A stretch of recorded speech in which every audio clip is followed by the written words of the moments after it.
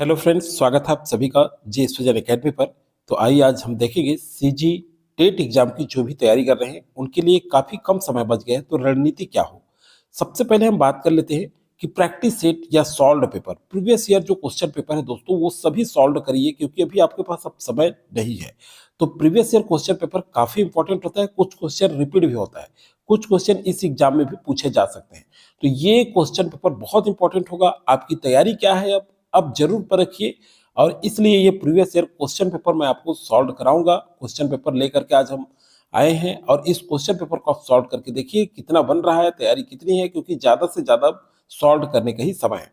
एक चीज बता दूं, बाल विकास एवं शिक्षा शास्त्र आज के चैप्टर में है, और हम लोग को कंफ्यूजन ये रहता है कि ये मैं बना लूंगा, लेकिन ऐसा कंफ्यूजन न रखें, ज्यादा से ज्यादा प्रैक्टिस करें। आज देखते हैं बाल विकास एवं शिक्षा शास्त्र से भी कुछ क्वेश्चन कठिन होते हैं जो हम नहीं कर पाते।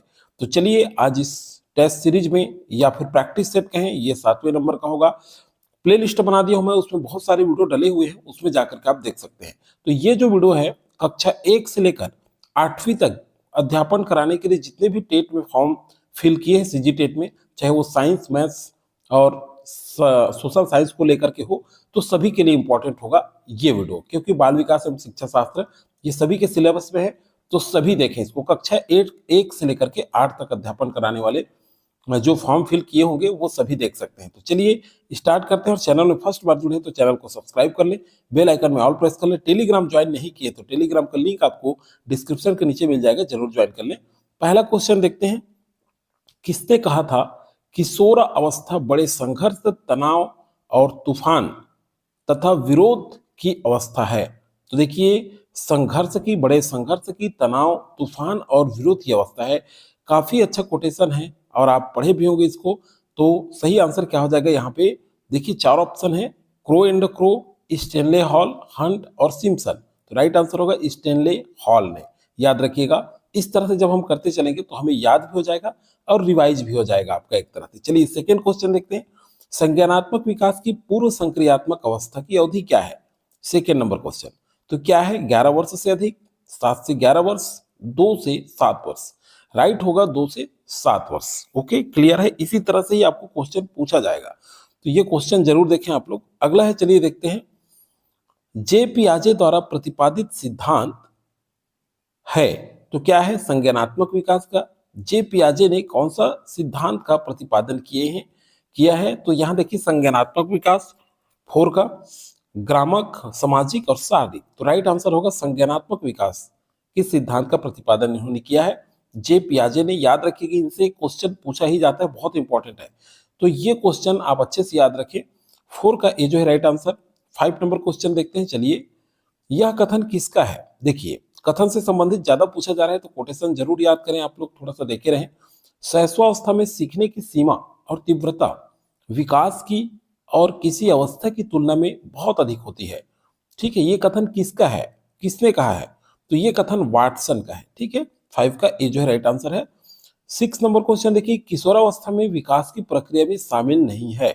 तो क्या शामिल नहीं है, शारीरिक विकास, मानसिक विकास, भाषा विकास और संवेगात्मक विकास।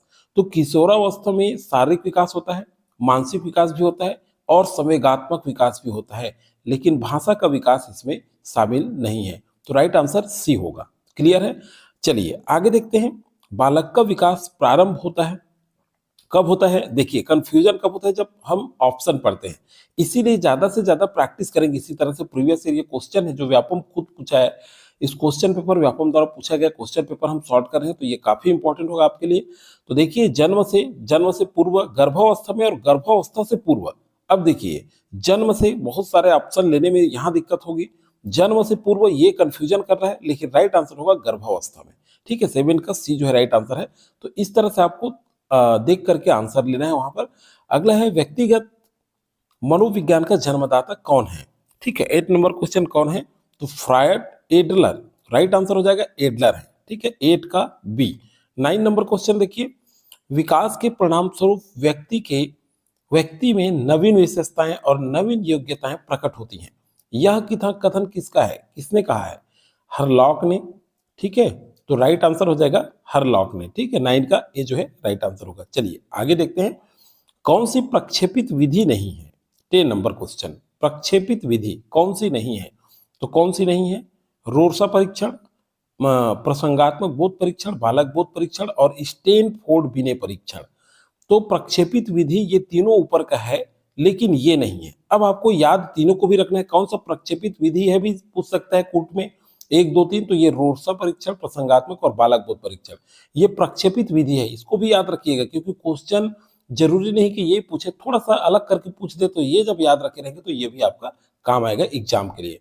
अलग है, अगला क्वेश्चन है, सामाजिक तत्व में सभी शामिल हैं केवल एक को छोड़ करके, कौन सा है?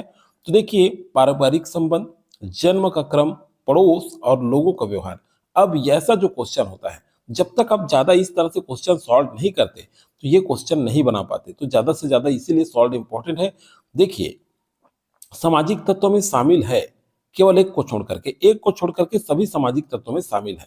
तो देखिए, पारिवारिक संबंध ये शामिल है, पड़ोस भी शामिल है और लोगों का व्यवहार भी शामिल है, लेकिन जन्म का जो क्रम है ये जो है सामाजिक तत्वों में शामिल नहीं है। तो 11 का बी जो है राइट आंसर होगा। 12 नंबर क्वेश्चन देखते हैं, आइए।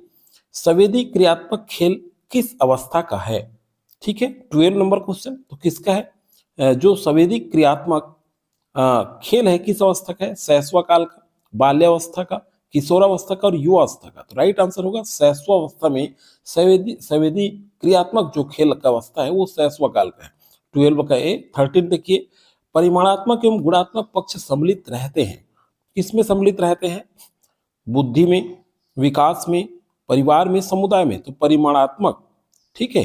यहाँ देखिए क्वांटिटेटिव एंड क्वालिटेटिव, ठीक है। तो ये पक्ष सम्मिलित रहते हैं, किसमें रहते हैं? तो विकास में रहते हैं, ठीक है। बी जो है राइट आंसर होगा। चलिए अगला देखते हैं, शारीरिक वृद्धि पर प्रभाव डालने की ग्रंथि है। अब देखिए कौन सा डालता है? एड्रिनल, थायमस, यहां देखिए पिनियल और पिट्यूटरी। तो शारीरिक वृद्धि पर प्रभाव पिट्यूटरी ग्रंथि डालता है, ठीक है। 14 का ए जो डी जो है राइट आंसर होगा। अब देखिए जीन पियाजे, इसको तो अच्छे से कर लीजिएगा, क्योंकि ये क्वेश्चन कुछ ना कुछ क्वेश्चन आपको यहां से मैं बता दूं, इंपॉर्टेंट करते चलेंगे कि जीन पियाजे से पूछा ही जाएगा।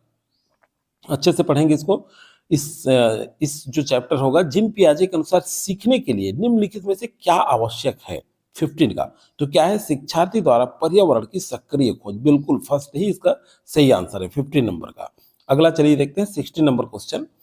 बच्चे सक्रिय रूप से दुनिया के बारे में अपनी समझ का निर्माण करते हैं, यह कथन है जिसका श्रेय दिया जाता है। मतलब ये कथन किसका है? बच्चे सक्रिय रूप से दुनिया के बारे में अपनी समझ का निर्माण करते हैं, 16 का। तो देखिए कोहलबर्ग का, स्किनर का, पियाजे का और पाउलो का। तो देखिए पियाजे का कितना सारा पूछा जा रहा है, तो ये पियाजे का है, ठीक है। पियाजे तो पढ़ ही लीजिए, 2 से 3 क्वेश्चन तो आपको देखने को मिलेगा। तो ये प्रैक्टिस करते करते मैं इंपॉर्टेंट आपको बताते चलूंगा, नोट डाउन करते चले। कोहलबर्ग भी पढ़िए, स्किनर काफी इंपॉर्टेंट है, पाउलो भी काफी इंपॉर्टेंट, ये चारों को आप अच्छे से देख लीजिएगा, यहां से क्वेश्चन आपके बनेंगे। अगला है, निम्नलिखित में से कौन संज्ञान का घटक नहीं है? 17 का। तो देखिए भावनाएं, विचार, ध्यान और धारणा। तो ये विचार, ध्यान और धारणा ये जो है संज्ञान का घटक है, लेकिन भावनाएं घटक नहीं है। ऐसे क्वेश्चन में आंसर लेना थोड़ा सा टफ होता है ना, तो ये जो है प्रैक्टिस करने से होगा आपका।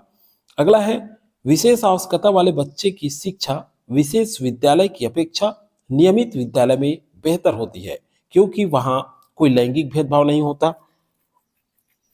यहां देखिए इक्विटी और समानता है, बिल्कुल सही। बी जो है राइट आंसर होगा 18 का।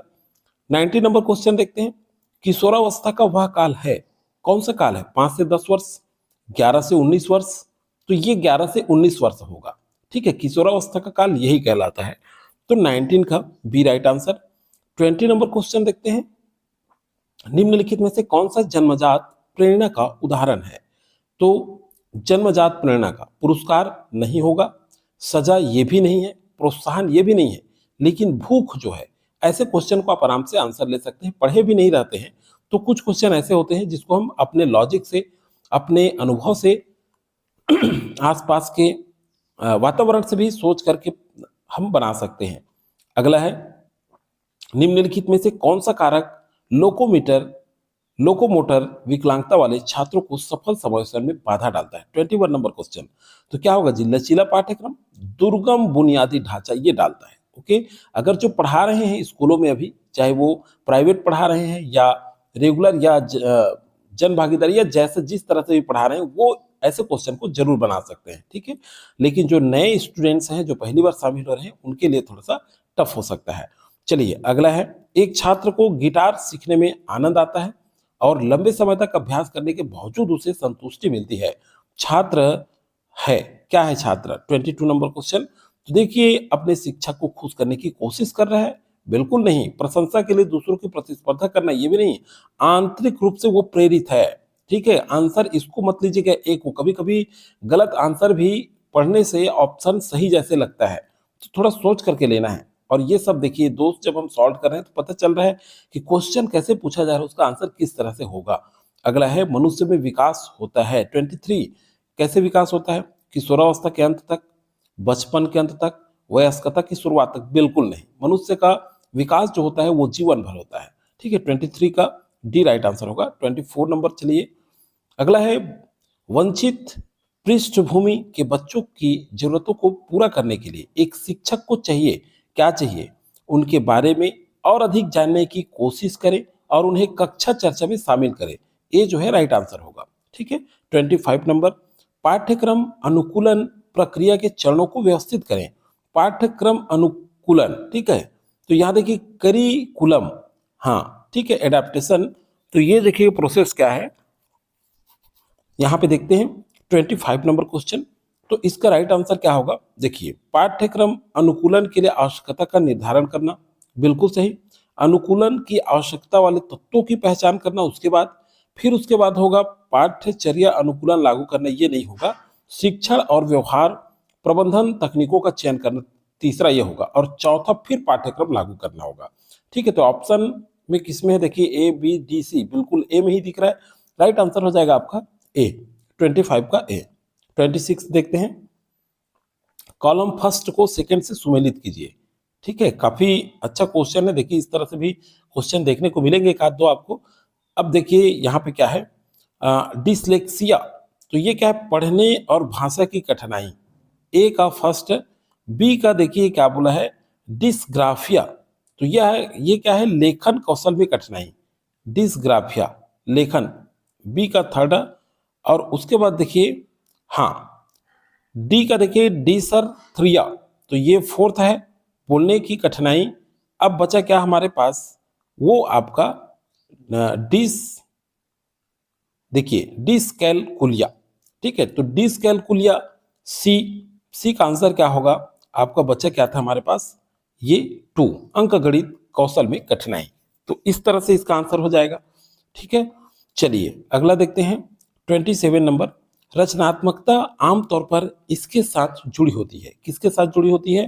तो देखिए, नकल के साथ, मॉडलिंग के साथ, अभिसारी चिंतन और अपसारी सोच के साथ। तो अपसारी सोच के साथ जुड़ी होती है, ठीक है। क्लियर है? अगला चलिए देखते हैं 29 number question, sorry 28 number question देखते हैं। विकलांग बच्चों के लिए एकीकृत शिक्षा की केंद्र प्रायोजन योजना का उद्देश्य विकलांग बच्चों के लिए शैक्षिक अवसर प्रदान करता है। 28 नंबर क्वेश्चन। तो ये क्या है? विशेष स्कूल ओपन और नियमित स्कूल का करता है, ओके ठीक है, क्लियर है। देखिए ये जो क्वेश्चन पेपर है 2024 का क्वेश्चन पेपर है, इसलिए बहुत ज्यादा इंपॉर्टेंट दोस्तों। ये अपने जितने भी साथी हैं जरूर आप शेयर करें उनको भी, ताकि वो भी देखें कि कितने क्वेश्चन बन पाते हैं, किस तरह से क्वेश्चन पूछा गया है और तैयारी आपको कैसी करनी है। शिक्षक अधिकार अधिनियम 2009 का उद्देश्य किस स्तर के बच्चों के लिए मुफ्त और अनिवार्य शिक्षा को एक अधिकार बनाना है, ठीक है। 29 नंबर क्वेश्चन क्या होगा? प्राथमिक स्तर का, ए राइट आंसर होगा। और अगला क्वेश्चन है, और ये अंतिम क्वेश्चन है आपके लिए, एक विशेष शिक्षक की जिम्मेदारियां है। तो ये तो बहुत इंपॉर्टेंट है, इस तरह से क्वेश्चन तो आपको अभी भी पूछा जाएगा आपसे, ठीक है। तो ये जरूर आप जो है ध्यान से करें। देखिए क्या होगा यहाँ पे, प्रत्येक छात्र को ट्यूशन प्रदान करें, ठीक बिल्कुल सही। नियमित परीक्षण और आकलन करें, ये तो जरूरी है। उसके बाद है विद्यार्थी को आईईपी के साथ संरेखित करने के लिए पाठ्य योजनाओं का संशोधन करें। तो third A B C D क्या है? सभी छात्रों के साथ समान व्यवहार करें।